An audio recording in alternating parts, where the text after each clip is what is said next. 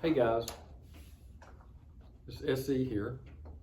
So one of the things I want to talk about today was some probable cause and justifying what's in your report.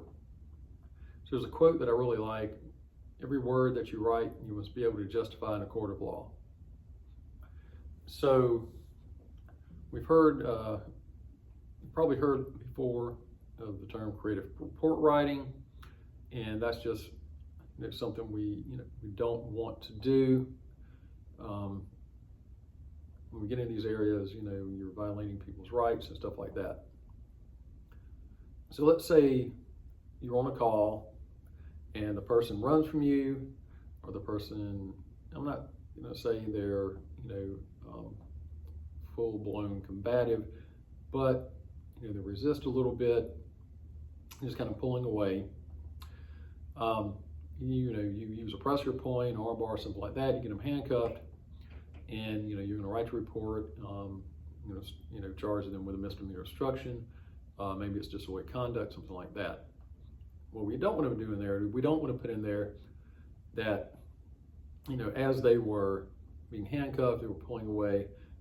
They tried to step on your foot or kick you in the leg. Attempting to turn around on you, just because that you're upset because they are not complying the way you want, does not give us the right to go and add or embellish in a police report. So look at going back to the video, part 2, we're talking about the person that entered the building in burglary. Depending on the jurisdiction you're in, state by state or federal government, and what burglary is, or could that be criminal trespass? Could that be criminal damage to property? Some jurisdictions you might see that as breaking and entering. In others it might be burglary, first, second, third degree. So it just depends on where we're at. So let's say we look at burglary, and the definition of this under a statute is entering without permission, staying within the dwelling, business. Some places it could be actually a vehicle, railroad car, and committing a theft or felony within. Now, just because we're angry, dang, we ended up in this call, this person hadn't been in this house, we wouldn't be here. We could be patrolling, we could be answering something else. So let's say it's wintertime and you have someone who is homeless. We have a house that is empty of furniture. It's up for sale. No one lives there at that point. We have a realtor that's over the house, showing the house. So one morning they come in and they find that the front or the back door is ajar. Maybe its back door's been kicked in, the glass has been broken, somebody reached their hand in there, and they want the door to go in. And let's say they have a sleeping bag and some other stuff. They go in the back room, they lay down, they go to sleep. Calls put in that door is ajar, they believe somebody might be in the house. Police come, they clear the home, find the individual in the back. Well, he did enter, he did remain, was in there without permission. He did remain, but did he commit a felony or a theft within? So by what's happened so far, he has done neither of these, so we probably look at criminal trespass.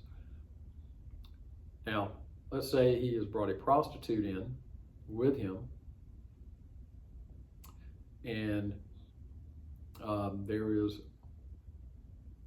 probable cause to show that they exchanged or were exchanging something of value for sex.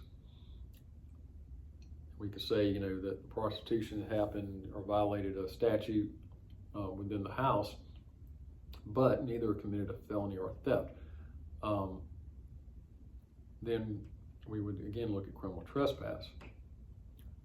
But let's say that they had come in there, and when the police come and they were clearing the house, either caught them smoking crack, using meth, heroin, whatever it might be, or they found it in their, just maybe not using, in their possession.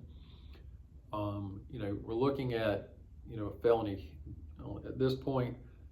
So the proper charge to bring on top of any drug charges would be burglary, because they had committed or were committing a felony within. So let's say that in another scenario, this was not happening, but when they came in, the individuals were taking a shower, they had the air conditioning running, all right? So these are utilities, and still, somebody has to pay for these things.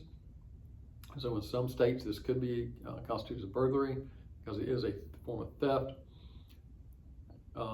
If we look at a situation where maybe that's not the case, but there are blinds, let's say there are blinds on the windows, curtains, this kind of thing, and they took the blinds off, put them in the backyard, and was going to take those later on that morning when they left, they were going to sell them or something like that.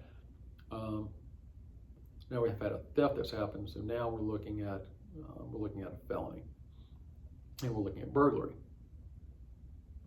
because burglary would be the felony. But maybe the theft within could have been a misdemeanor or a felony based on the cost of the blinds and that monetary value.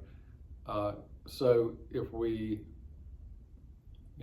go a step further and we say that the person is just sleeping in that back room, look at criminal trespass. But let's say that there was a certain amount of damage, say over $500, for instance, to the door. Maybe it was kicked in, busted the frame, the lock, the door had to be replaced. Maybe that was the 500 or more.